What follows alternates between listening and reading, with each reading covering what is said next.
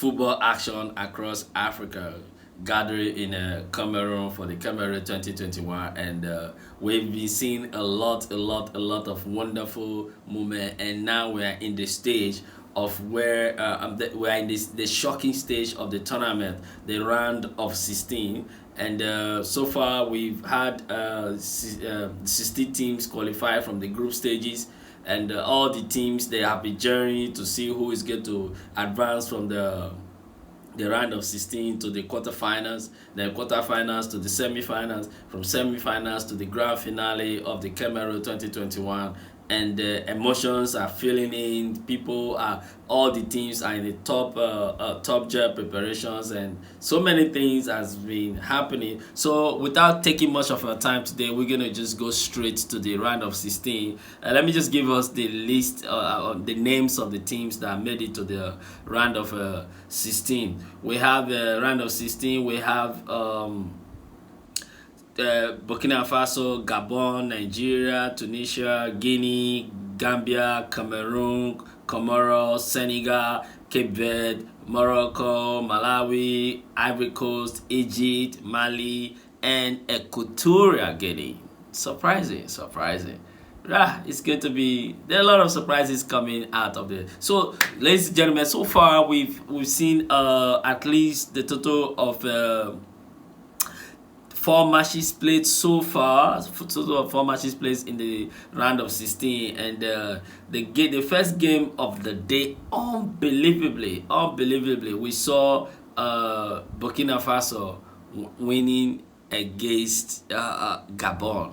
It's it was a very intense game that it game went up to a 1-1 draw, and actually Gabon equalized the game in the 91 minutes of play into the extra time, and the game went into penalty. It was energy soaking that both teams really decide they wanted to be in the quarterfinal by all means, but in the penalties Gabon had lost to Burkina Faso by 7 goals to 6, and it was such a beautiful result for Burkina Faso, the West African country. Meanwhile, Gabon did well, and that was the end of the road for Gabon. So Gabon was the first team to be eliminated from the round of 16, and Burkina Faso became the first team to qualify for the quarterfinal, awaiting the winner between Nigeria and Tunisia.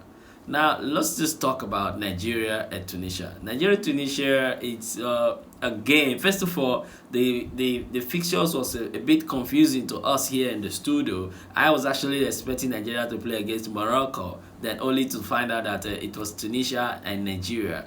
And that being said, we went into the game and we were actually seeing that Nigeria was going to do well. And what I must say here, the Super Eagles of Nigeria could have done better against their opponent, Tunisia, the North African country. But usually the games involving West Africans and North African countries are always very funny. It doesn't like favor the West African country. But the expectations on Super Eagles were really high, and not just Nigeria.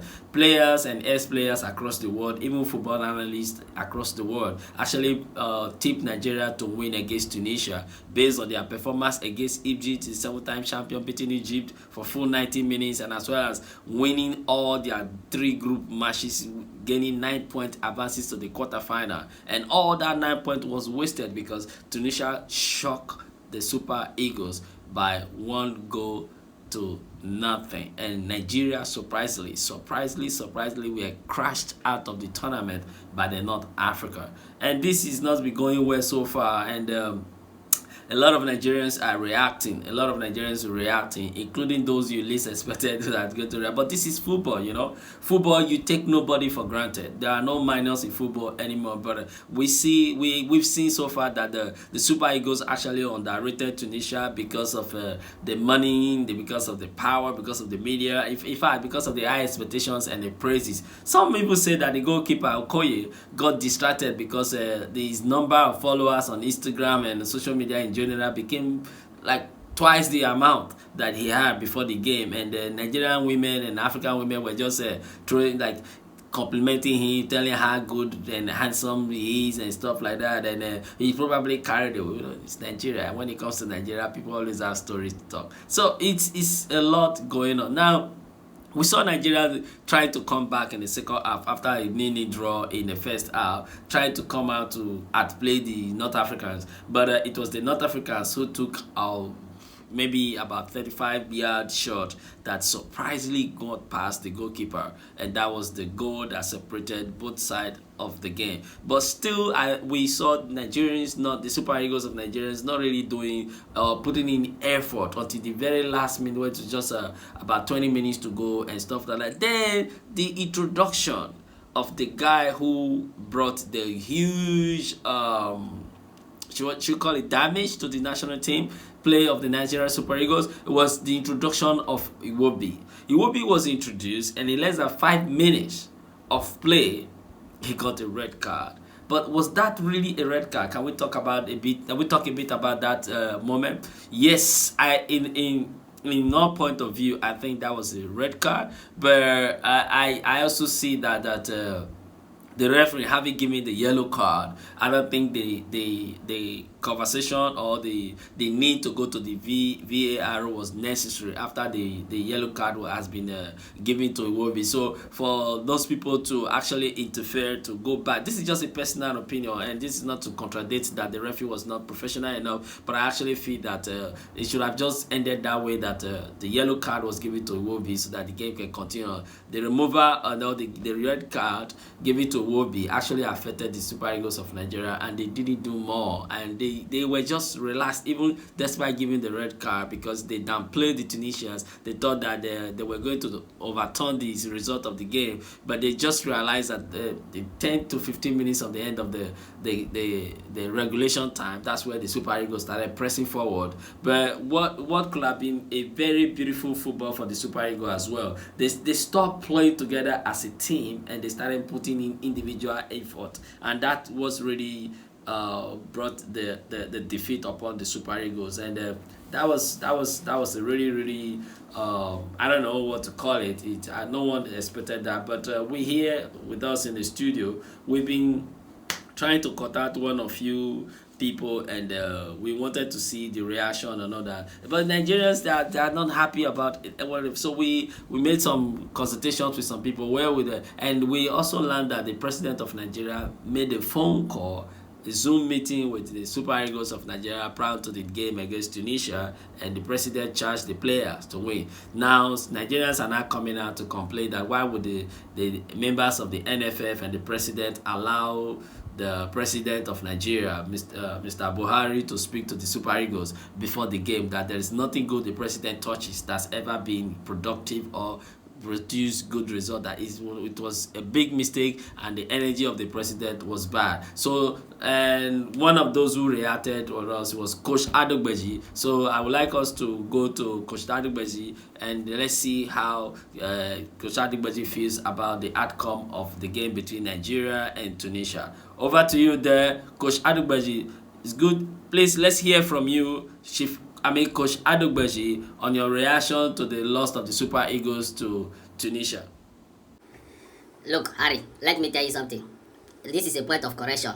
I'm not a coach. I am a chief. The elder I tell you, I am a chief. Next time you want to address me as, in fact, not just a chief, double chief from Okpara Island. Chief, double chief, Adogbeji. Double chief, Adogbeji. Address me like that. So what can you tell us about the game? I like football. I like to watch football, and I like to support football. My favorite football club for this life now are Arsenal and Super Eagles. Unfortunately, each time I watch these people football, they always give me wahala. You see this nose now, since yesterday, since Nigeria lose match, I never get my body. That's why I just like that for granted. My wife buy me Panadol, Paracetamol, Prostonol, and all of them when I shop so that I go day better. So I don't make up my mind now. From today, I know they watch football again. Like anybody will play, we win. That their own, nothing, cause I not feel die before my time because they watch football. See, I watched that Super Eagle match. First of all, no match, no where they for watch out for TV until they can't change that. So I beg, in fact, viewers, I just talk my own now. Make it not be like saying another thing. So now I know they watch football again. I know they watch football, and at the best for that coach ID for inside this football matter. 2 days, I mean 3 days before they want play this match, and I begin call, they message me, they call me, they tell me say Nigeria go lose to Tunisia, Nigeria go lose. I can say now wish. I know say you know they support project Nigeria, but may you leave people will be Nigeria, make them project Nigeria now. You know they won't let me rest. And the end of the day, they really play the match. Now wait till you talk, now happen Nigeria lose to Tunisia. My brother, I never get myself since that time. So I know they happy. So not just there for studio there, just because you dress, you wear tie. No, I know they like this kind of talk. Nigeria lose, and I'm very, very sad about it. As in I said, they not still win their last match, they go play 0-0. Wait till. Now only we did this life. I don't feel that before my time. Well, sorry about the call. Please, what is your last message for Nigerians? My message to people are there, look, we take it easy because all these guys where they play, so they're not plan to lose now. So, and obviously when they win, we go celebrate them. When they lose, we call they abuse them. You see people, they talk all manner of things. But when they play me pass for the coaches and the members of the NFL, why not go allow the Oga from the make it go call these people? Because when I know say anything when the guy touch, that's so better, they better. Why not go allow this guy thing? So yes, in every nonsense, they make sense. Why that man wanna allow? Maybe he don't carry Ekoteko, go put his hand. She found the talk. And also, I want to thank Nigerians and friends of Nigerians for supporting the Super Eagles for this Nations Cup so far. I think that we still try. So congratulations to the Super Eagles and congratulations to members of Biafra and Oduduwa. They see that our team were doing well and they later came to join us. But if for better if I not join us, but this one when I join us for this match now, we can't go lose. But all the same, last we be still Nigeria whether I like it or not. So congratulations. That's my last message to Nigerians and friends of Nigerians and neighbors of Nigeria. Okay, that was rather unfortunate and awful, but we wish you a fast recovery, and I hope everything goes fine. That was Mr. Adogbaji. He's a supporter of Arsenal. You know the story of Arsenal as well as the Super Eagles of Nigeria, and we've learned that Coach Adogbaji has been really affected by the result of the Super Eagles against Tunisia, and we wish you the best of luck, and maybe next time advise your team to do well. All right, so let's talk about the last game of Monday night that just happened some hours ago. We saw Cameroon playing against Comoros, which is the breakout team of the tournament. Comoros has a very wonderful, we know what they did in the group stage, how they qualified to be in the round of 16, and they were very determined to make it all the way to the quarterfinal until their dream came to a close. What really happened to Comoros? All right. Comoros went to the tournament with 3 goalkeepers, and all these 3 goalkeepers they contracted the COVID-19, and they were not available for selection for this game against the host country Cameroon. The team decided to play the left back defender, the 5 feet 7 inches tall defender, Mr. Aden, who took the position of a goalkeeper, who is naturally a defender. You see, he's actually, if you ask me, the man of the match or the man of the tournament so far. Even at this stage, I would go for this defender. So he decided to be a goalkeeper. He stayed in the post, and honestly, if you are not told, or no one actually, if you don't know about these things, you will never know the difference that this guy was just a defender who had to stand in because there was no goalkeeper available. Maybe next time they should be ruled of carrying more than 3 goalkeepers. But all the same, it was the uncertainty of COVID-19 that Comoros had to play without their 3 goalkeepers that they went to the tournament with. And that was not all. The players did very well because what really happened is they got red carded after 6 minutes 36 seconds of playing their round of 16 with all the enthusiasms and the optimistic that they came with to make sure that they created one of the biggest obsession by beating Cameroon in the round of 16. Then unfortunately they were giving one of the players was giving their captain. The captain of the team was red carded by the referee. I think that going by the decision of the referee, I disagree with this very well because it was not intentional. It could have been given a warning by giving a yellow card to the captain, but direct red card to the captain was so unprofessional. And I stand by this decision because I really feel like the red card given to the captain of the Comoros, I don't know if that was the game plan of the officials or something like that. Yes, you might think that I'm sounding like laying an allegation to this against the officials and the committees of this match. I think that's what really happened, because what we saw, and in that tackle was not really worth the red card. And this is my personal opinion. For those of you who might not agree with me, feel free to let me know. Let us know what you feel about, if you agree with what I just said, that the tackle of that captain of the Comoros be red carded by the referee against Cameroon. I think that was so unnecessary, and that does not deserve a red card. Anyway, let's move forward. And Comoros they were reduced to 10 men, just 6 minutes 36 seconds in the game, and so far they scored one of the best goals of the tournament. Comoros did so well, considering the fact that this is their first appearance in the Africa Cup of Nations, and the number 10 jersey, they were so filled with emotion after being given red carded and seeing that they were 2 goals down, so they got a free kick, something Nigeria had that Simon Peters could not convert very well. So Comoros did take advantage of that moment, and they got 1 goal to their name, and it was the scoreline changed from 2-0 to 2-1, and barely beaten by Cameroon. They were not a good side. For me, I feel like Cameroon's side has not been tested enough, and maybe we'll see when they play against Cameroon will be playing against Gambia in the quarterfinal, which I feel is also a walkover. You never predict, but things can happen. But Cameroon sure opponent for the quarterfinal is Gambia after defeating Guinea. Guinea surprisingly lost to Ghana, and I didn't see that coming. But anyway, so Cameroon again will be playing against Gambia in the quarterfinal. Burkina Faso will be playing the winner of Nigeria, Tunisia, and man.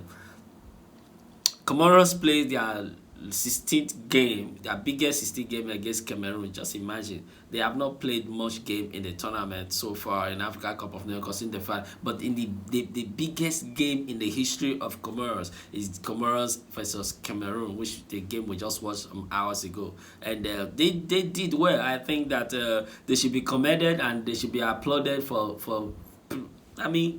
giving us a very wonderful entertainment in football, and kudos to the Comoros team. Congratulations to you.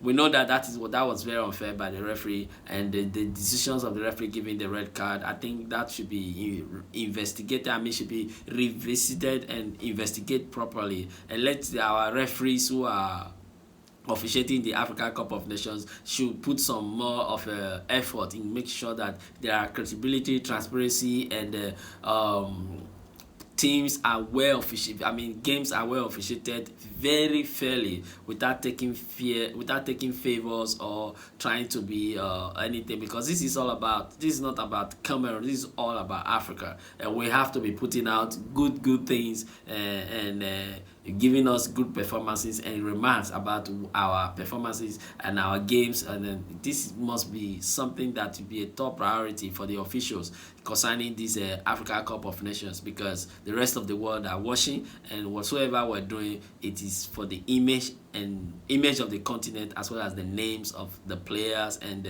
the nationals that are involved in this year edition of the African Nations Cup happening in Cameroon.